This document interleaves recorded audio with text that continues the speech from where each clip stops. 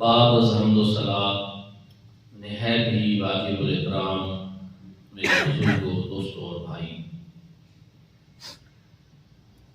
اللہ رب العزت کا پسندیدہ دین دین اسلام ہے، اور یہ دین دین فطرت ہے، فطرت کے اصولوں کے عین مطابق۔ اس میں کوئی چیز انسان کے اوپر بوجھ نہیں ہے، تنگی نہیں ہے۔ اگر کوئی چیز انسان سمجھتا ہے کہ میرے اوپر بوجھ ہے یا تنگی ہے تو وہ اس کی سمجھ کا مسئلہ ہے۔ دین آسانی کا نام ہے، دین اللہ رب العزت کا چونکہ پسندیدہ دین ہے تو یہ اس لیے نہیں ہے کہ لوگ دین کو اختیار کر کے ایک تنگ زندگی گزارنا شروع کر دیں۔ بدقسمتی یہ ہے کہ ہمارے دینی طبقہ نے دین کی تفہیم کے سلسلہ میں کچھ اس طرح کا انداز اپنایا ہے کہ لوگ دین کو مشکل سمجھتے،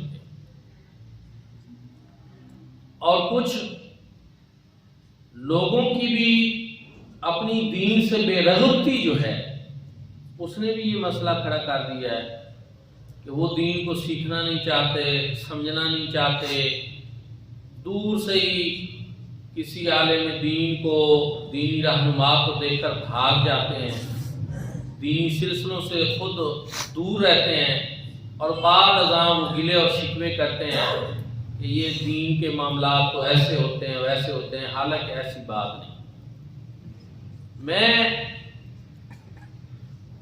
جو آپ کی خدمت میں عرض کرنا چاہتا ہوں، اس میں ہمارے اپنے مشاہدات، تجربات وہ بھی شامل ہوتے ہیں، اسی لیے اس طرح کے موضوعات جو ہیں ان پہ قرآن و سنت کی روشنی میں گفتگو کی کوشش میں کرتا ہوں، تاکہ ہماری زندگیوں میں یہ چیزیں سمجھ آئیں، رچ بس جائیں، اور کچھ جو دوریاں ہیں، مسائل ہیں، کمزوریاں ہیں وہ دور ہوں، اور ہم دین کے قریب ہونے میں برکت ہے، دین کے قریب ہونے میں ہماری زندگیاں جو ہیں وہ آسان ہوں، واقعی آسان ہوں۔ یہ حقیقت ہے کہ دین سے دوری کی وجہ سے زندگی میں مشکلات بڑھتی ہیں، زندگی تنگ ہوتی ہے۔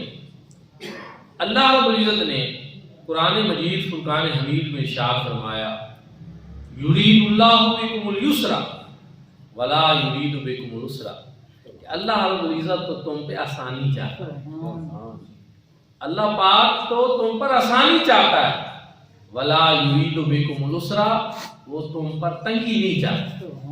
یہ اس کا پیغام ہے، یہ اللہ پاک کا پیغام ہے کہ اللہ رب العزت تمہارے اوپر تنگی نہیں چاہتے، وہ تمہارے لیے آسانی چاہتے۔ اس کا مطلب یہ ہے کہ اگر اس کے بعد بھی کوئی چیز ہمیں تنگی والی لگتی ہے تو پھر کوئی مسئلہ ہماری طرف سے، اللہ رب العزت نے تو فرما دیا کہ میں تم پر آسانی چاہتا ہوں۔ اچھا، یہ ایک جگہ پہ اللہ رب العزت نے ارشاد نہیں فرمایا، قرآن پاک کے متعدد مقامات پہ اس طرح کا ارشاد فرمایا۔ مثلا جہاں وضو ہے، آیات ہیں وضو کے بارے میں، ان کے آخر میں اللہ رب العزت نے ارشاد فرمایا کہ ما یرید اللہ لیجعل علیکم من حرج، کہ اللہ رب العزت یہ ارادہ نہیں فرماتے کہ وہ تمہیں تنگی میں رکھیں۔ اب اس پہ آپ غور کریں کہ ٹھیک ہے کہ اس کا ایک پہلو یہ ضرور ہے کہ سردیوں میں ٹھنڈے پانی سے وضو کرے انسان تو مشکل کام ہے، یہ بات تو ٹھیک ہے، لیکن وضو کرنے کی جو برکات ہیں، جو فوائد ہیں، اور وضو کی وجہ سے جو رب تعالیٰ کے انعامات ہوتے ہیں، ان کو دیکھا جائے تو پھر یہ کوئی تنگی والی بات ہے۔ وہ بھی اللہ رب العزت نے اسی آیت کریمہ کے آگے میں ارشاد فرما دیا کہ اللہ رب العزت پہلے فرمایا کہ تم پہ یہ نہیں چاہتا کہ تم پر کوئی حرج ہو اور تنگی ہو، وَلَٰكِن يُرِيدُ لِيُطَہِّرَكُمْ، بلکہ وہ تو یہ چاہتا ہے کہ تمہیں خوب پاک صاف ستھرا کر دے. وضو سے پاکیزگی نصیب ہوتا ہے، حدث دور ہوتا ہے، نجاست دور ہوتی ہے، انسان پاک اور صاف ہوتا ہے. وَلَٰكِن يُرِيدُ لِيُطَهِّرَكُمْ وَلِيُتِمَّ نِعْمَتَهُ عَلَيْكُمْ. اور جب انسان پاک اور صاف ہو جائے، باوضو ہو جائے، تو پھر اللہ رب العزت فرماتے ہیں تاکہ میں تمہارے اوپر اپنی نعمتیں بھی تمام تمہیں نعمتوں سے نوازوں. یہ اس کے پیار کی بات ہے، یہ اس کی محبت کی بات ہے، یہ اس کی نوازشات کی بات ہے، یہ اس کی کرم نوازی کی بات ہے. لیکن اگر کوئی ناسمجھ اس چیز کو سمجھتا ہے کہ وہ بے وضو رہے، ناپاک رہے، ناپاکی کی نحوستیں برداشت کرے، پھر تو یہ اس کی خرابی کا مسئلہ ہے.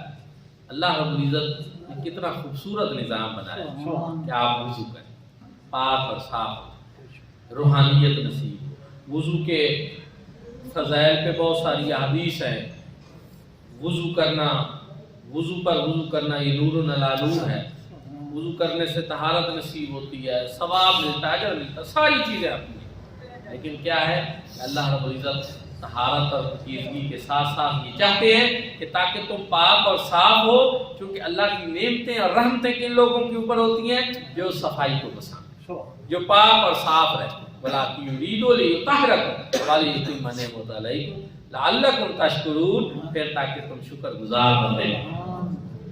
یہ تو پیار کی باتیں، محبت کی باتیں. دین ہمارا تنگی والا دین نہیں ہے. دین ہمارا مشکل اس معنی میں پیدا نہیں کرتا.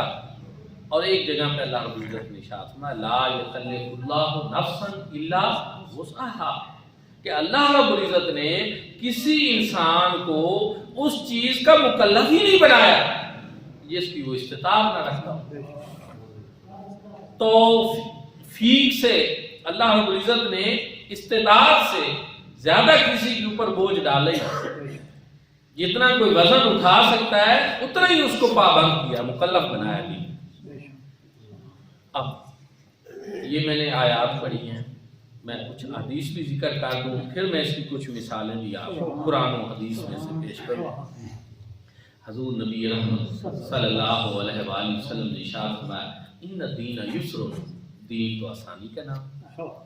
رب بھی فرما رہا ہے دین آسان ہے، میں آسانی چاہتا ہوں، میں تم پہ تنگی نہیں چاہتا. حضور نبی رحمت صلی اللہ علیہ وسلم نے فرمایا ان الدین یسر، دین آسانی کا نام. پھر ارشاد فرمایا یسروا ولا تعسروا، آسانیاں پیدا کرو، تنگی پیدا نہ کرو. بشروا ولا تنفروا، خوشخبریاں سنایا کرو، دین سے لوگوں کو متنفر نہ کیا. آپ دیکھیں یہاں کیا حکم دیا جا رہا ہے، اور یہ حضور نبی رحمت صلی اللہ علیہ وسلم فرما رہے. اللہ پاک نے بھی اسی طرح کا ارشاد فرمایا، حضور علیہ السلام نے بھی ارشاد فرمایا یسروا، آسانیاں پیدا کرو، ولا تعسروا، اور تنگی پیدا نہ کرو. بشروا، خوشخبریاں سنایا کرو، ولا تنفروا، اور لوگوں کو دین سے متنفر نہ کیا کرو. اب اسی ضمن میں قرآن پاک میں اگر آپ دیکھیں تو اللہ رب العزت نے ایک جگہ پہ ارشاد فرمایا یا ایھا النبی انا ارسلناک شاہدا ومبشرا ونذیرا، کہ اے نبی کریم صلی اللہ علیہ وسلم، غیب کی خبریں دینے والے نبی، ہم نے آپ کو بھیجا ہے حاضر ناظر بنا کر، خوشخبریاں سنانے والا اور پیش آمدہ خطرات سے ڈرانے والا. لیکن وہاں ڈرانے کی بات بعد میں ہے، مبشر کی بات پہلے. یہ آپ سمجھیں اس بات کہ ٹھیک ہے کہ ایمان خوف اور امید کی درمیانی کیفیت کا نام ہے، کہ یہ بھی نہیں کہ آپ لوگوں کو بالکل بے خوف کر دیں، لیکن یہ بھی نہیں ہے کہ آپ صرف ڈر والی باتیں سنا کر لوگوں کو دین سے متنفر کر دیں. بلکہ پہلی جو چیز ہے کہ آپ خوشخبریاں سنائیں. اللہ رب العزت کے جو پیار کے سلسلے ہیں اپنی مخلوق کے ساتھ، اپنے بندوں کے ساتھ، جو اس نے لوگوں کے اوپر انعامات کرنے کے فرمان جاری فرما رکھے ہیں، جو بشارتیں ہیں، وہ آپ لوگوں کو سنا کر لوگوں کو دین کے قریب کریں. یہ مزاج ہے دین کا، یہ چیز پسند کی گئی ہے. اور حضور نبی رحمت صلی اللہ علیہ وآلہ وسلم نے بھی اسی اسلوب کو اپنایا، اسی کو پسند بھی کیا، اور آگے ارشاد بھی اسی کے بارے میں فرمایا کہ تم لوگوں کے لیے آسانیاں پیدا کرو، مشکلات پیدا نہ کرو۔ اب ایک اور چیز ہے کہ صاحب عزیمت لوگ اور ہوتے ہیں، صاحب رخصت لوگ اور ہوتے ہیں۔ کہ صاحب عزیمت یہ ہے کہ حضور نبی رحمت صلی اللہ علیہ وآلہ وسلم کے اوپر نماز تہجد فرض تھی، لیکن آپ صلی اللہ علیہ وسلم نے اپنی امت کے اوپر فرض نہیں پسند فرمایا، بلکہ اس کو نفل رکھا، کیونکہ امت میں ہر طرح کے لوگ تھے۔ کچھ خوش نصیب اب بھی ہیں کہ نفل ہے لیکن وہ رات کو اٹھ جاگ جاتے ہیں، بیدار ہو جاتے ہیں، اور آپ بھی اس کو ادا کرتے ہیں اور اس کے فوائد اور برکات سے مستفید ہوتے ہیں۔ اور کچھ سست بھی تھے تو یہ نہیں کیا کہ اب فرض بن جاتے تو پھر جو نہیں پڑھ سکتے تھے ان کے اوپر گناہ وعید ہوتی، اب اس سے بچایا بھی امت کو میرے آقا نے، لیکن نفل رکھ کر اس کے اندر جو برکتیں تھیں خوش نصیبوں کے لیے وہ بحال کر، چلو اس میں برکتیں ہیں، رحمتیں ہیں، قرب خداوندی کا ذریعہ ہے۔ رات کا پچھلا وقت، سبحان اللہ، پچھلی راتی رحمت رب دی کرے بلند آوازہ، بخشش منگن والے کارن کھلا ہے دروازہ۔ وہ خاص کیفیت، وہ خاص وقت، آپ کبھی تہجد کے وقت اللہ آپ کو اٹھنا نصیب کرے، سردیوں میں تو ممکن ہے، تو اس میں آپ دیکھیں کہ سکوت ہوتا ہے، سناٹا ہوتا ہے، ہر طرف ہر کوئی خاموشی کی چادر تانے ہوئے ہے، لیکن اس وقت بندہ اپنے خالق اور مالک سے اپنے راز و نیاز کی بات نہیں کر سکتا، اس کے حضور حاضر ہو سکتا ہے اور اپنی عیز و نیاز پیش کر سکتا ہے، اپنی فریاد پیش کر سکتا ہے۔ تو میرے بھائی اور دوستو، اللہ رب العزت کے محبوب کریم صلی اللہ علیہ وآلہ وسلم نے بھی یہی مناسب سمجھا کہ امت کے اوپر مشکلات پیدا نہ کی، امت کے لیے آسانیاں پیدا کی۔ دین آسانی کا نام۔ اب میں کچھ مثالیں عرض کرتا ہوں قرآن و سنت کی روشنی۔ میرے بھائی اور دوستوں کے دین آسانی کا نام ہے، اور اللہ رب العزت نے کسی کو استطاعت سے زیادہ پابند نہیں کیا، کسی پر استطاعت سے زیادہ بوجھ نہیں ڈالا، چونکہ یہ دین فطرت ہے۔ تو اس کے لیے یہ ہے کہ صحت مند بندہ روزہ رکھے، مریض ہے تو وہ ان دنوں روزہ نہ رکھے۔ اب اگر تنگی والی بات ہوتی، سختی اور پابندی والی بات ہوتی تو جی کوئی گنجائش نہیں، چاہے تم ٹھیک ہو چاہے تم بیمار ہو رکھو روزہ، نہیں۔ کیا فرمایا؟ اگر تم مریض ہو یا سفر کے اوپر جانے والے ہو فَعِدَّةٌ مِّنْ أَيَّامٍ أُخَرَ، تو یہ گنتی دوسرے دنوں میں پوری کرو۔ یہ آپ دیکھ سکتے ہیں، یہ ہمارے لیے آسان۔ ایک بات اور بھی ہے، میں اس طرح کی مثالیں تو آپ پیش کروں گا اور بھی کرنا چاہتا ہوں، لیکن ایک میں وضاحت بھی کر دوں کہ کوئی مولوی صاحب، مفتی صاحب، عالم دین یا کوئی بھی انسان دین میں آسانیاں اپنی طرف سے پیدا نہیں کر سکتا۔ یہ نہیں ہے کہ میں اب اپنی مرضی سے یہ کام کرتا چاہتا، نہیں، دین میں صرف ان آسانیوں کو استعمال کرنا ہے جو آسانیاں اللہ اور اس کے رسول صلی اللہ علیہ وسلم نے ہمیں عطا ہے، جو پہلو پہلے سے شریعت مطالعہ میں موجود ہیں۔ یہ نہیں ہے کہ ہم پھر وہ اپنی شروع کر دیں بات، تو وہ نہیں۔ فرائض میں جن چیزوں کا پابند کیا گیا ہے ہم ان کے پابند، نوافل میں مرضی دی گئی ہے تو پھر ٹھیک ہے، جہاں رخصت ہے رخصت، جہاں عزیمت ہے اس پہ عزیمت پہ عمل کریں، لیکن دین کا یہ پہلو بہرحال موجود ہے، یہ آسانیاں بہرحال موجود ہیں۔ آپ بیمار ہیں، آپ مسافر ہیں تو آپ روزہ نہ رکھیں، اور دنوں میں جب آپ کے لیے آسانی ہو تو وہ گنتی آپ پوری کر لیں۔ صحت مند ہیں تو ان دنوں میں روزہ رکھ لیں۔ تو کیا اس سے ہمیں یہ پتہ نہیں چلتا کہ اللہ رب العزت نے ہمیں ان چیزوں کا پابند نہیں کیا جن کی ہم استطاعت نہیں رکھتے؟ یہ چیز واضح طور پر ہمارے سامنے ہے۔ اچھا، اسی طرح صحت مند بندہ کھڑے ہو کر نماز پڑھے، صحت مند بندہ کھڑے ہو کر نماز پڑھے، کیا فرض ہے، لیکن بیمار ہو، مسئلہ ایسا بن گیا ہے کہ اس کی کمر میں تکلیف ہے، گھٹنوں کا کوئی پرابلم آ گیا، کھڑا نہیں ہو سکتا، تو کیا کریں؟ بیٹھ کر پڑھیں۔ جیسے حالات ہیں اسلام نے اس کے مطابق اجازت ہے کہ آپ اس طرح کر لیں جس طرح آپ کے لیے آسانی ہے، یہاں تک کہ آپ کو اشارے سے بھی پڑھنے کا کہے کہ حالات اس طرح کے نہیں رہے تو اب آپ اتنی استطاعت اگر رکھتے ہیں کہ اشارے سے پڑھ سکتے ہیں تب بھی پڑھیں. لیکن آپ پھر کہیں گے کہ بالکل ہی فری کیوں نہیں کیا؟ اس میں اللہ رب العزت کی یاد ہے، اپنے خالق اور مالک کی یاد سے تو آپ کیوں نکلنا چاہتے ہیں؟ آپ کبھی اس پہ بھی غور کریں نا. یہ تو اس کی مہربانی کا سلسلہ ہے، اس کی یاد ہے، اس کی کرم نوازی ہے. اس میں آپ رہیں گے تو کتنے احسانات ہیں، اس کی کتنی مہربانیاں ہوں گی، کتنی کرم نوازیاں ہوں گی.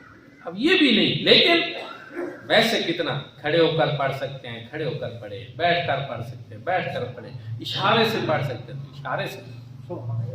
یہ دین کے مرحلے، یہ دین کی مختلف سٹیجز ہیں.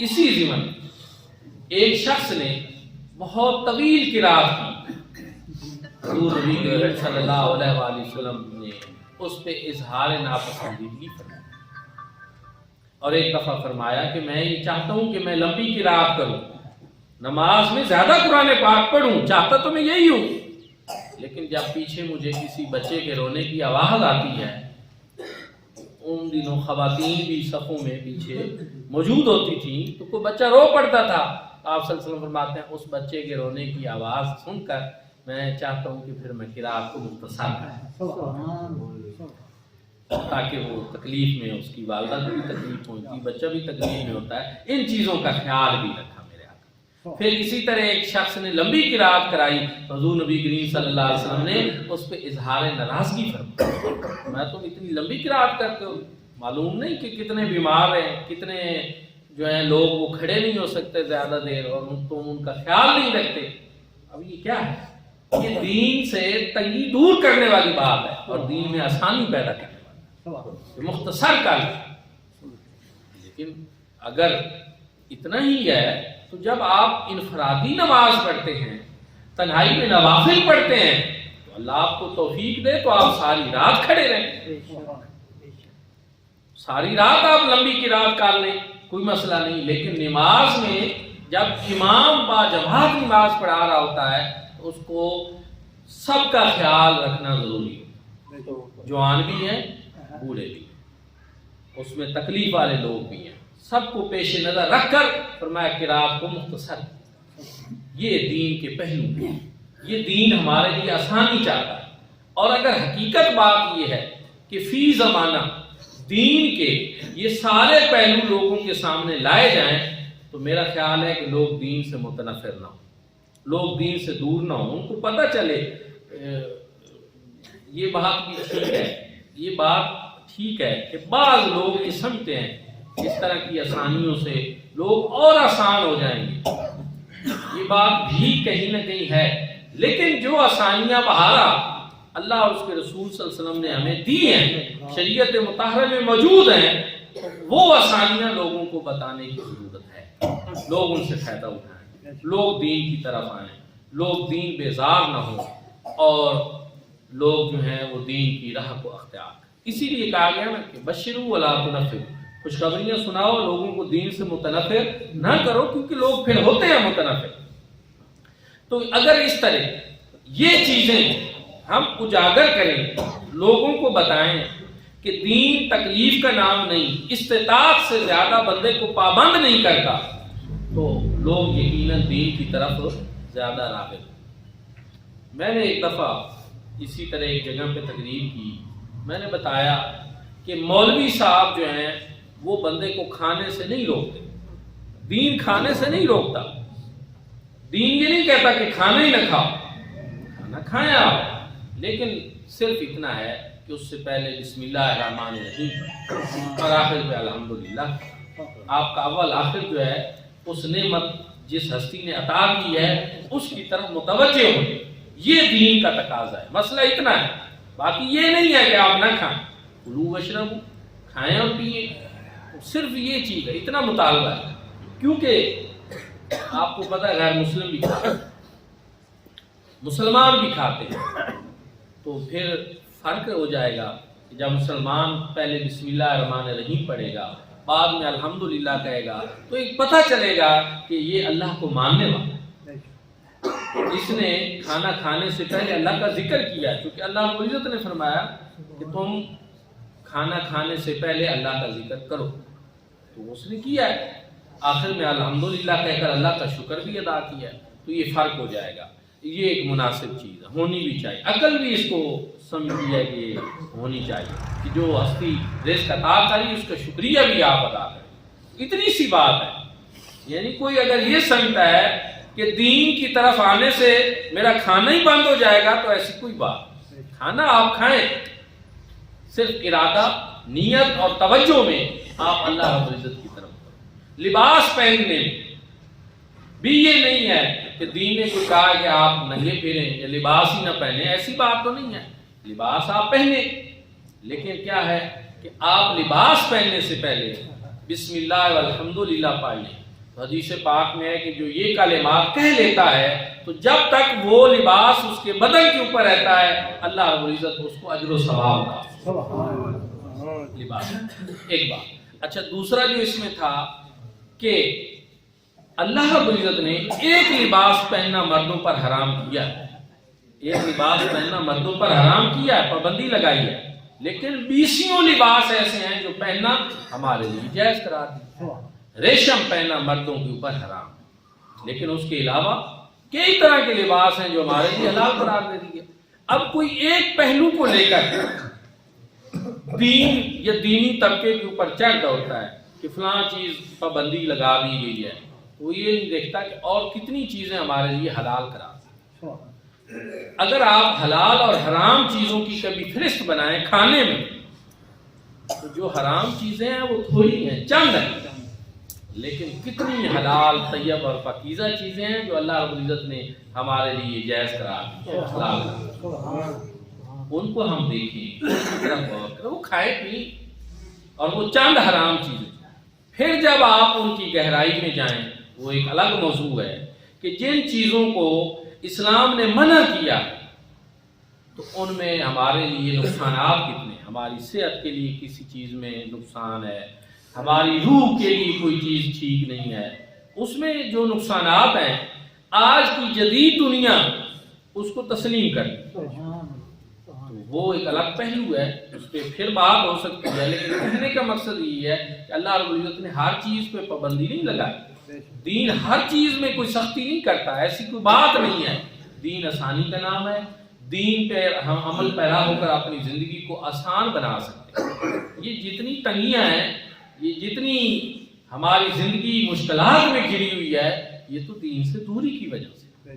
ہم ایک ایسا معاشرہ، ایک ایسا ماحول تشکیل دیں، اللہ رب العزت نے ارشاد فرمایا یرید اللہ بکم الیسر ولا یرید بکم العسر، اللہ رب العزت یہ چاہتے ہیں کہ وہ تمہارے لیے آسانیاں پیدا کریں، یہ نہیں چاہتے کہ تمہارے اوپر تنگی کریں۔ رسول نبی کریم صلی اللہ علیہ وسلم نے ارشاد فرمایا ان الدین یسر، دین آسانی کا نام۔